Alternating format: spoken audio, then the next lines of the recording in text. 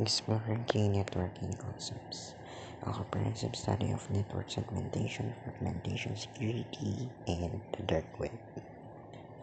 So, this is the topics.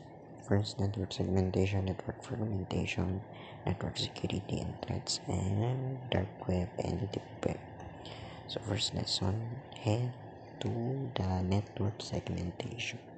So, the network segmentation refers to the process of dividing a network into smaller, isolated subnetworks. So, here are the 5 advantages and disadvantages. First, improve security. Second, enhance performance. Third, simplifies compliance.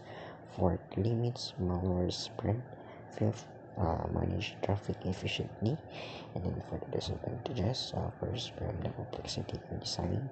Second, increase costs.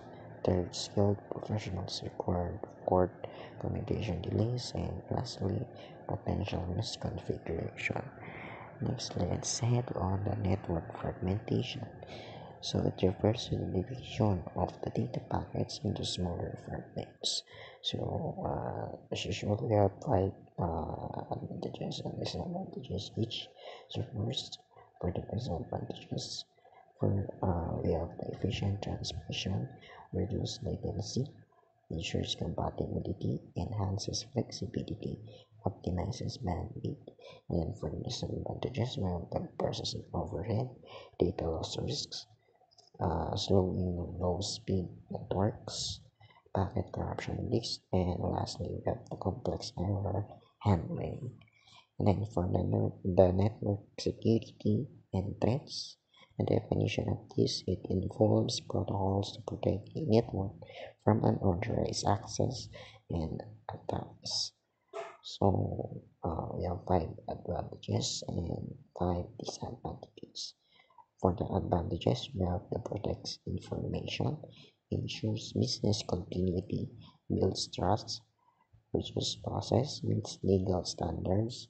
And for the disadvantages, we have the high costs, performance impact, complex configuration, continuous updates need, and potential for security. For the dark and deep web, we have the definition. Deep web refers to the unindexed by standard search engines and accessed via specialized browsers. So, for an example for this is a Tor browser. So, deep web is an unindexed content, including private databases. So, for the advantages of deep web, we have the privacy and anonymity, access uncensored info, secure activist comms, activities communication, and research facilitation, decentralized services. For the disadvantages, we have the illegal association, exploitation risks, difficult monitoring, malicious content exposure, and lastly, navigation complexity. For the conclusion or the summarize, segmentation refers to the security and performance, then fragmentation for data efficiency, security against modern threats, ethical aspects of dark or deep web use. So that's all for now. So I hope you learn more all about our topic today. So yun lang guys, and thanks for watching.